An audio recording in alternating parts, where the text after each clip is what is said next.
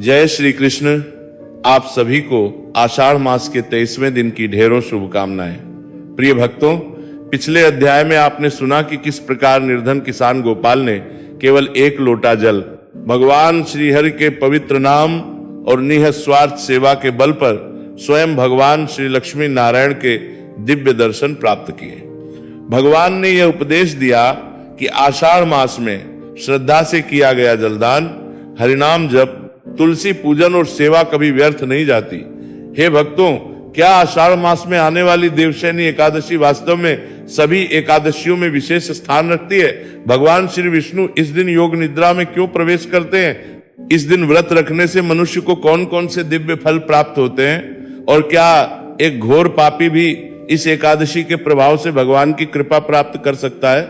इन्हीं पवित्र प्रश्नों का उत्तर भगवान श्री कृष्ण स्वयं धर्मराज युधिष्ठिर को देते हैं। भगवान श्री कृष्ण बोले, हे धर्मराज युधिष्ठिर, आषाढ़ शुक्ल पक्ष की एकादशी को देवशयनी एकादशी कहा जाता है। इसी दिन से भगवान श्री हरि क्षीर सागर में शेषनाग की शैया पर योग निद्रा में प्रवेश करते हैं और चातुर्मास का शुभारंभ होता है। इस दिन किया गया व्रत, जप, दान और भक्ति अक्षय फल प्रदान करते हैं। युधिष्ठिर ने हाथ जोड़कर कहा, हे माधव, इस दिव्य एकादशी का महात्म्य सुनने की मेरी तीव्र इच्छा है। कृपा करके कोई ऐसी कथा सुनाइए जिससे समस्त संसार को प्रेरणा मिले। भगवान श्री कृष्ण बोले, राजन, बहुत प्राचीन काल की एक अद्भुत घटना है, ध्यानपूर्वक सुनो। प्राचीन समय में सुवर्णपुरी नाम का एक समृद्ध नगर था। वहां रत्नसेठ नाम का एक अत्यंत धनी साहूकार रहता था। उसके पास अपार धन, विशाल भवन, असंख्य नौकर चाकर और व्यापार के अनेक साधन थे, किंतु उसका हृदय कठोर था। वह लोभ में अंधा हो चुका था। वह निर्धनों को ऊंचे ब्याज पर धन देता और समय पर हण न चुका पाने वालों की भूमि और घर तक छीन लेता था। ब्राह्मण, साधु और भिक्षुक उसके द्वार से निराश लौट जाते। उसे न भगवान के नाम में रुचि थी और न ही व्रत, दान या धर्म में। उसकी पत्नी सावित्री भगवान श्री हरि की अनन्य भक्त थी। वह प्रतिदिन तुलसी माता की पूजा करती, हरिनाम जपती और निर्धनों को यथाशक्ति भोजन कराती। वह कई बार रत्नसेठ से कहती, स्वामी, धन साथ नहीं जाएगा।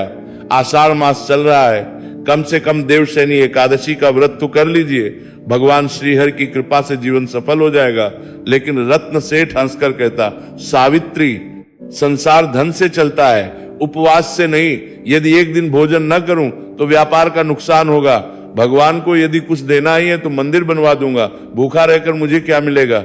सावित्री चुप हो जाती। वह जानती थी कि अभिमान और लोभ से भरे मन में भक्ति का प्रकाश तुरंत नहीं उतरता। कुछ दिनों बाद देवशयनी एकादशी का पावन दिन आ पहुंचा। संपूर्ण सुवर्णपुरी में उत्सव का वातावरण था। मंदिरों में शंखनाद गूंज रहा था। भक्तजन व्रत का संकल्प लेकर भगवान श्री हरि के दर्शन कर रहे थे। तुलसी माता के चौरे दीपों से प्रकाशित थे। हर ओर भजन और संकीर्तन हो रहा था, किंतु रत्नसेठ अपने व्यापार में ही व्यस्त था। उसी समय उसकी दुकान पर एक वृद्ध वैष्णव साधु आए। उनके हाथ में तुलसी की माला थी और मुख पर दिव्य तेज था। उन्होंने शांत स्वर में कहा, वत्स, आज देवशयनी एकादशी है। यदि संभव हो तो आज कुछ समय भगवान श्रीहरि के नाम में लगाओ, निर्धनों को अन्न दो और व्रत का पालन करो। रत्नसेठ ने बिना ऊपर देखे उत्तर दिया, बाबा, मेरे पास इन बातों के लिए समय नहीं है, व्यापार ही मेरा धर्म है। वृद्ध साधु मुस्कुराए। उन्होंने कहा, ध्यान रखना पुत्र, कभी ऐसा समय भी आता है जब धन साथ नहीं देता, केवल भगवान का नाम ही सहारा बनता है। रत्नसेठ ने उनकी बात पर कोई ध्यान नहीं दिया। भगवान श्री कृष्ण बोले, हे धर्मराज युधिष्ठिर, जो मनुष्य धन के अभिमान में धर्म को भूल जाता है, उसके जीवन में एक ऐसा समय अवश्य आता है जब उसे अपने कर्मों का फल भोगना पड़ता है। किंतु यदि वह सच्चे मन से पश्चाताप कर मेरी शरण में आ जाए तो मैं उसके जीवन का अंधकार भी दूर कर देता हूं। युधिष्ठिर ने पूछा, हे केशव, उस वृद्ध वैष्णव की बात सुनने के बाद भी क्या रत्नसेठ का हृदय नहीं बदला? भगवान श्री कृष्ण बोले, नहीं राजन, उसका लोभ अभी भी उसके विवेक पर भारी था, परंतु भगवान की लीला प्रारंभ हो चुकी थी। देवशयनी एकादशी का दिन बीत गया। रत्नसेठ देर रात तक अपने व्यापार का हिसाब किताब करता रहा। उसे इस बात का गर्व था कि उस दिन भी उसने पहले से अधिक लाभ कमाया है। वह मुस्कुराते हुए बोला, देखा, लोग व्रत और पूजा में लगे रहे और मैंने व्यापार करके दुगना धन कमा लिया, यह सुनकर उसकी पत्नी सावित्री ने शांत स्वर में कहा, स्वामी, धन कमाना गलत नहीं है, परंतु भगवान को भूलकर कमाया गया धन कभी स्थायी सुख नहीं देता। रत्न सेठ ने उसकी बात अनसुनी कर दी। अगली सुबह जब वो अपनी तिजोरी खोलने गया तो उसके आश्चर्य का ठिकाना न रहा। तिजोरी का एक बड़ा भाग खाली था। बहुमूल्य स्वर्ण मुद्राएं और रत्न गायब थे। उसने तुरंत नौकरों को बुलाया। पूरे भवन की तलाशी ली गई, लेकिन कहीं भी चोरी का कोई संकेत नहीं मिला। रत्न सेठ क्रोध से भर उठा। उसे लगा कि अवश्य ही किसी सेवक ने विश्वासघात किया है। उसने निर्दोष सेवकों को भी कठोर दंड देने का आदेश दे दिया। सावित्री ने हाथ जोड़कर कहा, स्वामी, बिना प्रमाण किसी को दोष देना अधर्म है। पहले शांत होकर भगवान श्री हरि से प्रार्थना कीजिए। रत्न सेठ क्रोधित होकर बोला, भगवान मेरे धन की रक्षा नहीं कर सके, अब मैं उनसे क्या प्रार्थना करूं। उसी दिन दोपहर में एक और दुखद समाचार आया। रत्न सेठ का एक बड़ा व्यापारिक जहाज जो दूर देश से बहुमूल्य वस्तुएं लेकर लौट रहा था, भीषण तूफान में फंस गया। जहाज तो बच गया, परंतु उसमें रखा अधिकांश माल समुद्र में बह गया। यह समाचार सुनते ही रत्न सेठ के पैरों तले जमीन खिसक गई। जिस धन पर उसे इतना अभिमान था, वह धीरे धीरे उससे दूर होता जा रहा था। रात्रि होने पर वह अत्यंत व्याकुल होकर अपने कक्ष में बैठा था। उसे नींद नहीं आ रही थी। बार बार उसे वही वृद्ध वैष्णव साधु की बात याद आ रही थी। धन साथ नहीं देता, केवल भगवान का नाम ही सहारा बनता है। पहली बार उसके मन में भय उत्पन्न हुआ, लेकिन उसका अहंकार अभी पूरी तरह टूटा नहीं था। उसी रात रत्न सेठ को एक विचित्र स्वप्न दिखाई दिया। उसने देखा कि वो एक विशाल मरुभूमि में अकेला भटक रहा है। चारों ओर तपती रेत थी। भीषण प्यास से उसका कंठ सूख रहा था। दूर उसे एक निर्मल जल का सरोवर दिखाई दिया। वह दौड़कर वहां पहुंचा, किंतु जैसे ही उसने जल पीना चाहा, सरोवर अचानक सूख गया। वह घबराकर इधर उधर भागने लगा। तभी दूर वही वृद्ध वैष्णव साधु दिखाई दिए। उन्होंने कहा, रत्न सेठ, जिस धन को तुमने अपना सहारा समझा, वह मृग तृष्णा की तरह नष्ट हो जाता है। जिसने देवशयनी एकादशी का अपमान किया और प्यासों को जल तक न दिया, उसे तृप्ति कैसे मिलेगी। रत्न सेठ वैसे कांपने लगा। वह साधु के चरणों में गिर पड़ा और बोला, मुझे क्षमा कर दीजिए, मुझे मार्ग बताइए। साधु ने शांत स्वर में कहा, अभी समय है, भगवान श्री हरि दयालु हैं, लेकिन पहले अपने लोभ का त्याग करना होगा। इतना कहकर वे अदृश्य हो गए। रत्न सेठ घबराकर जाग उठा। उसका पूरा शरीर पसीने से भीग चुका था।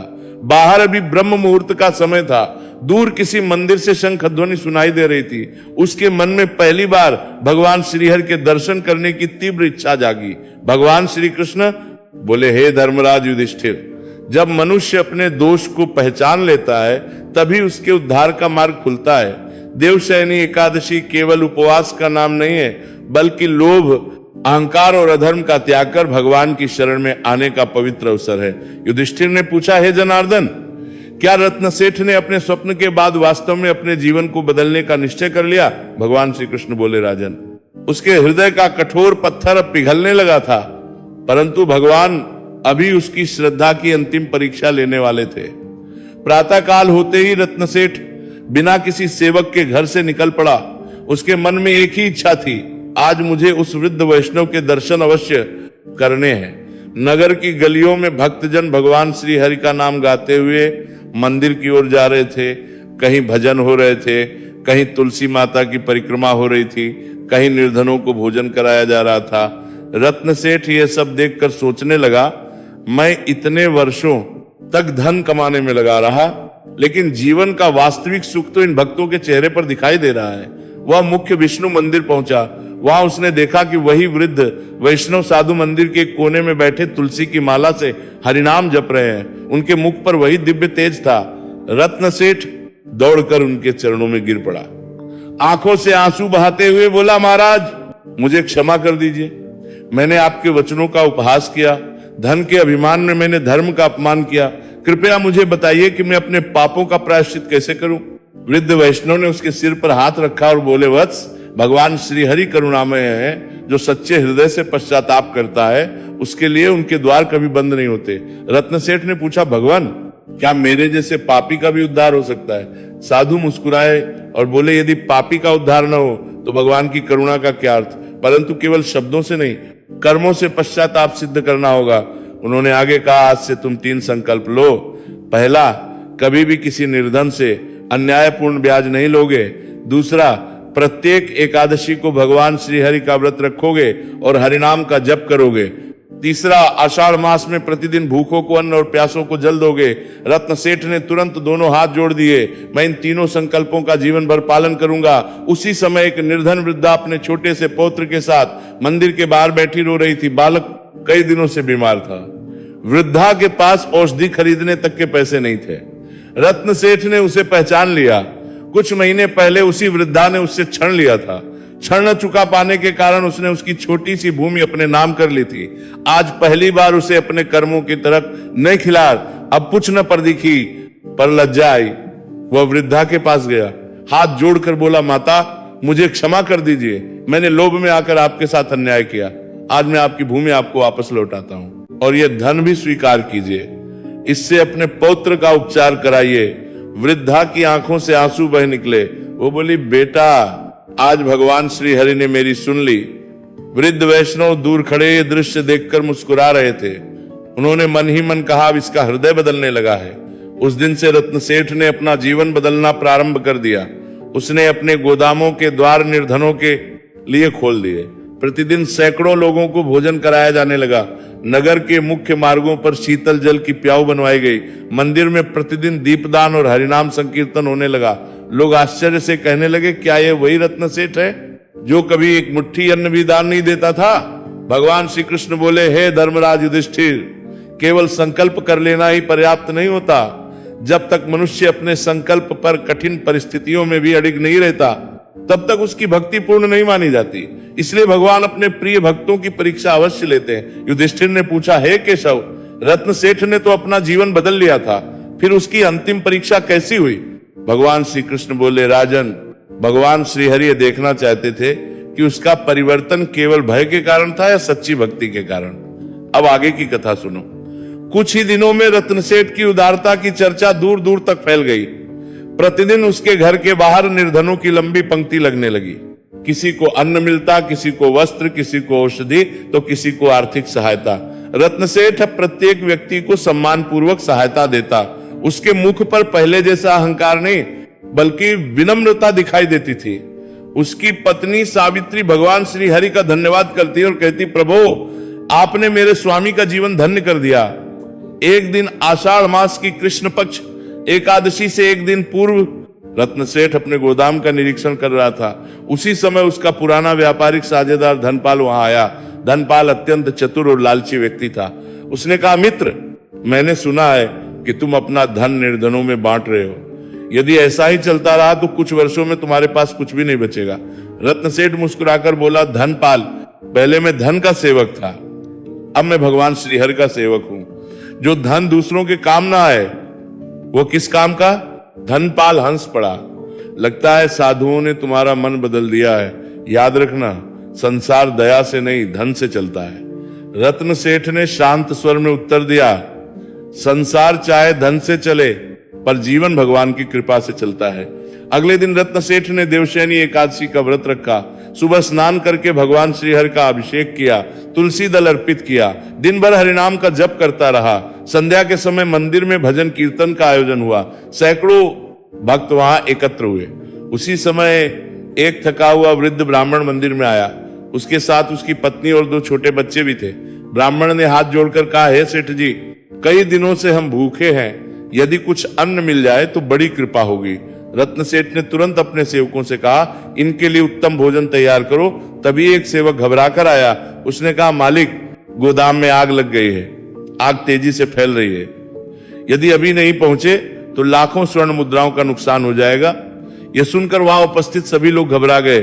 कुछ लोगों ने कहा, सेठ जी, पहले गोदाम बचाइए, भोजन तो बाद में भी कराया जा सकता है। रत्न सेठ कुछ क्षण मौन खड़ा रहा। एक ओर वर्षों की कमाई, दूसरी ओर भूखा ब्राह्मण परिवार और भगवान श्रीहरि का व्रत। उसे वृद्ध वैष्णव के शब्द याद आए, भगवान पहले तुम्हारे कर्मों को देखते हैं। उसने दृढ़ स्वर में कहा, पहले अतिथि भगवान है, पहले इन्हें भोजन कराया जाएगा। यदि भगवान चाहेंगे तो गोदाम भी बच जाएगा। सावित्री की आंखों में प्रसन्नता के आंसू आ गए। वृद्ध ब्राह्मण मुस्कुराए।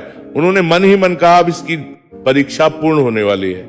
जैसे ही ब्राह्मण परिवार ने भगवान का प्रसाद ग्रहण किया, उसी समय एक सैनिक दौड़ता हुआ आया। वह आश्चर्य से बोला, महाराज, यह चमत्कार है गोदाम के चारों ओर आग लगी थी, लेकिन अचानक तेज वर्षा हुई और आग स्वयं बुझ गई। गोदाम का एक दाना भी नहीं जला। सभी लोग विस्मित रह गए। रत्न सेठ ने तुरंत भगवान श्री हरि को प्रणाम किया। उसकी आंखों से आंसू बहने लगे। उसी क्षण वह वृद्ध ब्राह्मण और उसका परिवार एक दिव्य प्रकाश से घिरने लगे। मंदिर में उपस्थित सभी भक्त विस्मय से उस ओर देखने लगे। ऐसा प्रतीत हो रहा था मानो कोई महान दिव्य रहस्य अब प्रकट होने वाला हो। भगवान श्री कृष्ण बोले, हे धर्मराज युधिष्ठिर, जो मनुष्य देवशयनी एकादशी के दिन श्रद्धा, संयम और करुणा के साथ मेरा व्रत करता है, उसका जीवन स्वयं प्रकाशित हो जाता है। वह केवल अपने ही नहीं, अपने कुल और समाज के कल्याण का कारण बनता है। युधिष्ठिर ने पूछा, हे माधव, क्या वह वृद्ध ब्राह्मण वास्तव में कोई साधारण मनुष्य नहीं था? भगवान श्री कृष्ण मुस्कुराए और बोले, राजन, अब इस पवित्र कथा का अंतिम और सबसे दिव्य प्रसंग सुनो। जैसे ही वृद्ध ब्राह्मण और उसका परिवार भोजन समाप्त करके खड़ा हुआ, उनके चारों ओर फैला दिव्य प्रकाश अत्यंत प्रखर हो गया।